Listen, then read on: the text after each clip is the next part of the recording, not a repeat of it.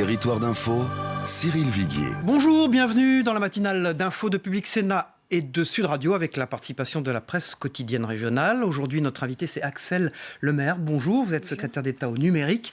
Est-ce que la présidentielle a démarré le soir du deuxième tour et est-ce ça, au fond, le message que les Français ont voulu délivrer ? Le message que veulent délivrer les Français, c'est nous voulons un gouvernement solide, nous voulons un président qui assure une continuité de l'État.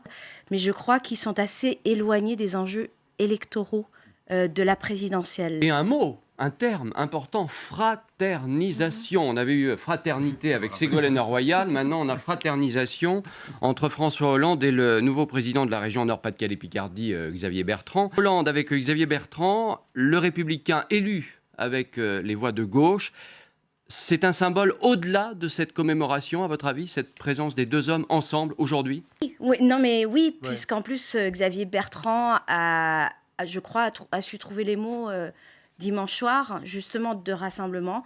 Il a remercié les électeurs de gauche. Voilà. Après, le clivage, les différences entre la droite et la gauche, mais elles sont très saines pour la démocratie. On n'y est pas encore parce que, recomposition politique avec qui, selon quel programme, dans quel calendrier.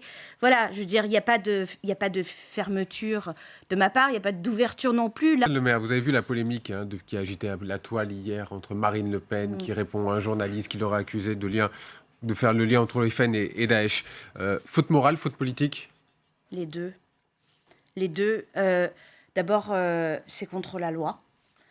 Pendant que les autorités de police françaises luttent pour s'assurer qu'on retire les contenus illicites sur Internet, sur les réseaux sociaux, sur Twitter, dont les images de décapitation, dont par exemple les photographies internes du Bataclan le soir des attentats, des responsables politiques qui sont arrivés en tête au premier tour de la 3e région de France publient des photos de décapitation. C'est d'une irresponsabilité absolue. Je n'ai pas regardé les sanctions dans le code pénal, mais la diffusion d'images d'images telles celles-là... Que ce soit Marine Le Pen ou quelqu'un d'autre. Qu'un responsable politique de ce niveau publie une image comme cela, alors je peux me tromper, mais je crois que c'est la première fois. Gérard Longuet a dénoncé sur Public Sénat les Français qui ont un poil dans la main. Est-ce qu'il a eu raison ou bien est-ce qu'il a fait un raccourci énorme ? Est-ce que les Français sont des feignants ? Si je me fie aux statistiques et au taux de productivité des travailleurs français en Europe, non. Vous avez raison, je suis persuadée que l'absence d'accès à Internet, à la téléphonie mobile, renforce un sentiment d'abandon. Jamais un tel effort d'investissement public n'a été fait dans notre pays pour déployer le numérique le plus rapidement possible dans tous les territoires. Oui.